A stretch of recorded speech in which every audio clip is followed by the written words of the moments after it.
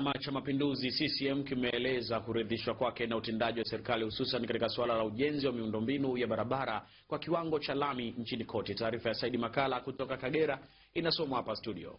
Katibu mkuu wa Chama cha Mapinduzi CCM Abdulrahman Kinana, ambaye yupo katika ziara ya kuimarisha chama mkoani Kagera, ametoa sifa hizo wakati alipokuwa akikagua ujenzi wa barabara inayotoka Kiaka hadi Karagwe, ambapo kwa sasa imeanza kuwekwa lami, hatua aliyosema ni maendeleo makubwa kwa wananchi wa wilaya hiyo. Wasihi viongozi wa serikali za mitaa na serikali kuu wa wilaya ya Karagwe kuwaelimisha wananchi kwamba barabara hii si ya serikali, hii ni barabara ya wananchi. Katika hatua nyingine, Bwana Kinana akiwahutubia wananchi wa Karagwe mjini Kayanga, ameitaka serikali kuhakikisha inachukua hatua ya kuwarejeshea wananchi walionyang'anywa ardhi yao na kukosa viwanja vya kujenga makazi yao, huku baadhi ya matajiri wakihodhi ardhi kubwa. Kwa viwanja vya urahisi, kama hawezi kulipa zote, wafanyeni mpango walipe kidogo kidogo.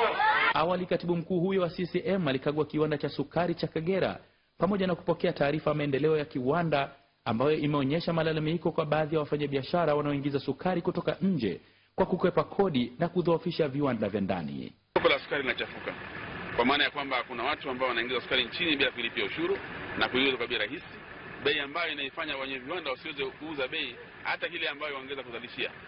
Kwa hiyo tunauza kwa hasara, na nadhani hili jambo ambalo tunategemea serikali ifanyie kazi.